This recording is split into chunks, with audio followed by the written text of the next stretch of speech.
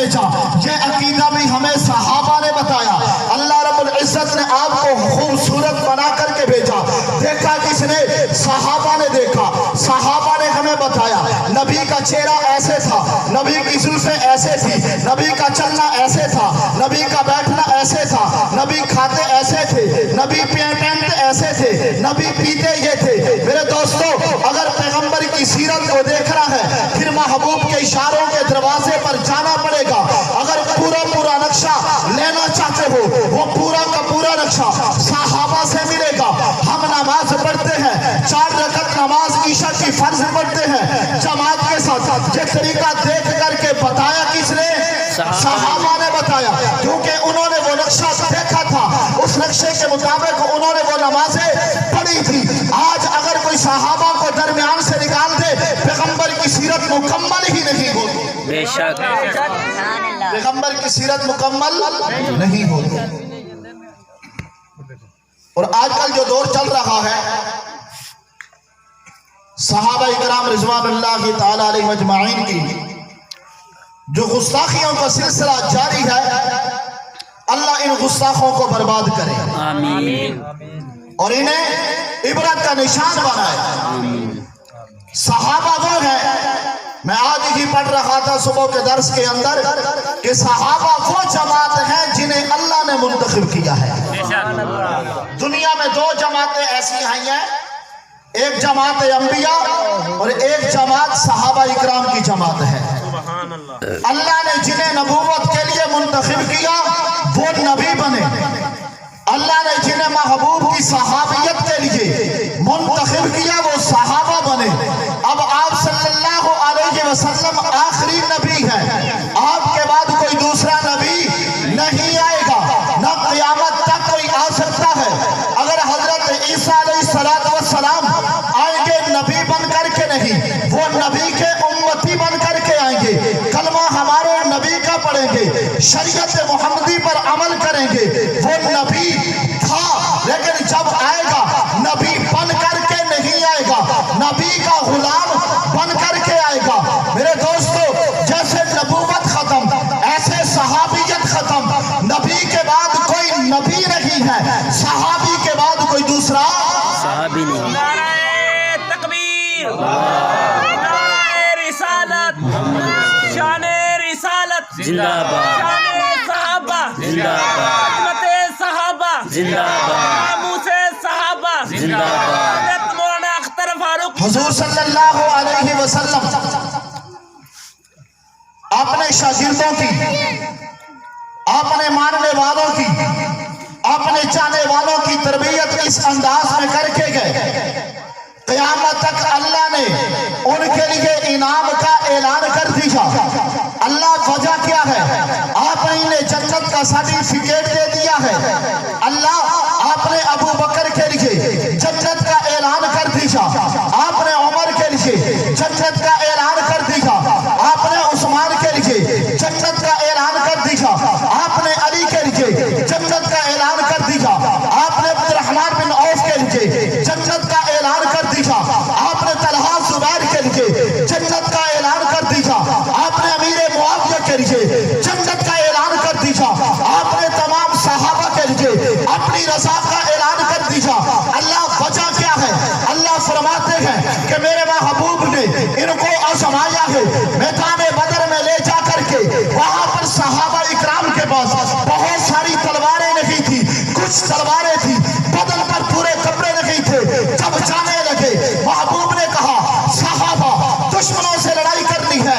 محبوب کے صحابہ نے یہ نہیں کہا اے اللہ کے نبی ہمارے پاس تو تلواریں بھی نہیں ہے, ہمارے پاس تو کھانے کے لیے بھی کچھ نہیں ہے, ہم دشمن سے کیسے لڑیں گے.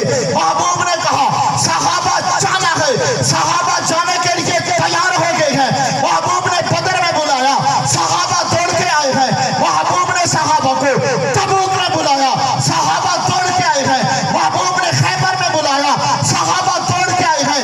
ارے وہ مار کھا کے نہیں بھاگے, وہ نبوت کے جانے کے بعد کیسے بھاگ سکتے ہیں؟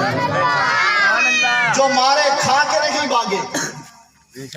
حضرت بلال حبشی رضی اللہ تعالی عنہ جب ان کو آگ کے انگاروں پر لٹایا جا رہا تھا, बिलाल से कहा जा रहा था, ऐ बिलाल, अगर जिंदगी चाहते हो, नबूवत का दामन छोड़ दो, हम अभी तुम्हें आजाद भी कर देंगे, हम अभी तुम्हें सुख और चैन की जिंदगी फराहम करेंगे।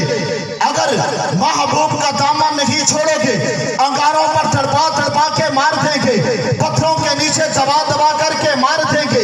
हजरत बिलाल ने कहा, ऐसा न हो तुम आजमाना चाहते हो, आजमा लो, जैसे तुम्हारा दिल करता है, जैसे तुम आजमाना चाहते हो, आपके अंगारों पर लिटाना चाहो, बिलाल लेटने के लिए तैयार है, पत्थरों के नीचे दबाना चाहो, बिलाल दबने के लिए तैयार है।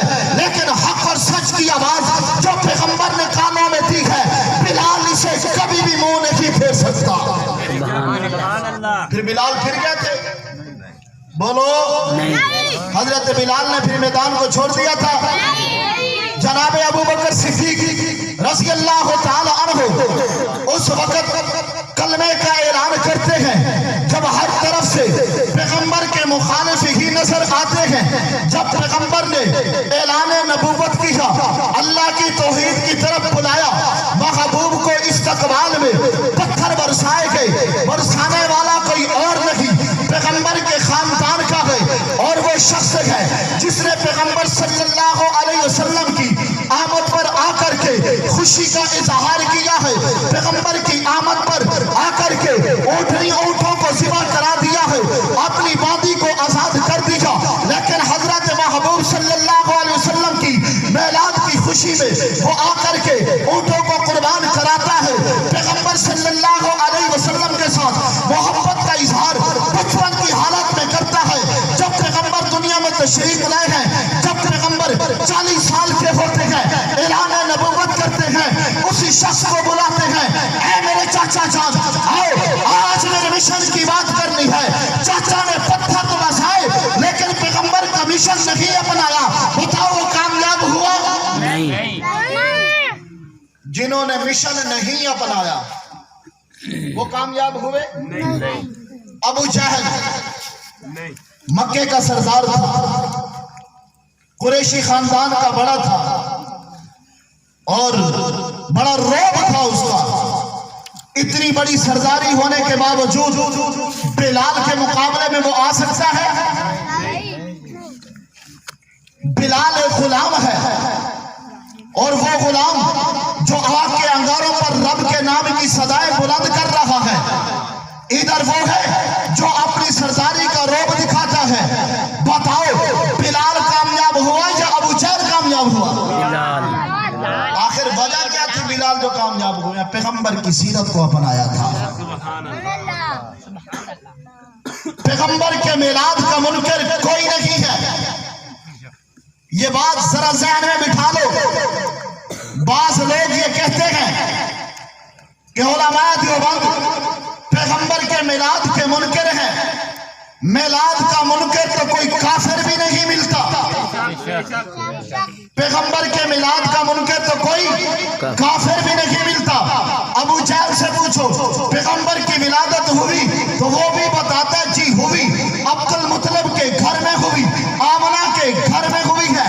हजरत महबूब की अम्मा का नाम बताएगा, आपके अब्बा का नाम बताएगा, आपके दादा का नाम बताएगा। मैंने कहा अबू जहल तो कैसे विलादत को मानता है? कहते कि सिर्फ विलादत को मानता हूँ जो पैगंबर ने 40 साल के बाद मिशन जारी किया था, उसको नहीं मानता। मकसद विलादत को नहीं मानता, मिलाद को मानता हूँ।